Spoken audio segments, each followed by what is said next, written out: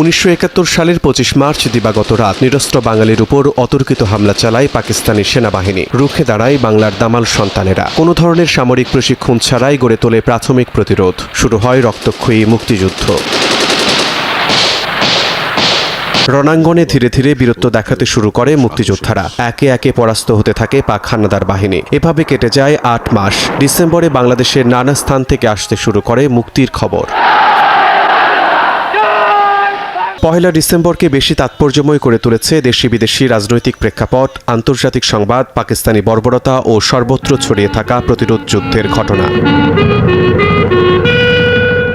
এদিনে দিল্লিতে রাজ্যসভার অধিবেশনে ভারতের প্রধানমন্ত্রী ইন্দিরা গান্ধী জোরালো কণ্ঠে আহ্বান জানান, উপমহাদেশে শান্তি প্রতিষ্ঠার স্বার্থে অবিলম্বে বাংলাদেশ থেকে পাকিস্তানি সৈন্য প্রত্যাহার করতে হবে। এ বক্তব্য আন্তর্জাতিক কূটনৈতিক অঙ্গনে বৈপ্লবিক গুরুত্ব তৈরি করে এবং বিশ্বের সামনে পাকিস্তানের সামরিক জান্তার নৃশংসতার চিত্র আরও স্পষ্ট হয়ে ওঠে।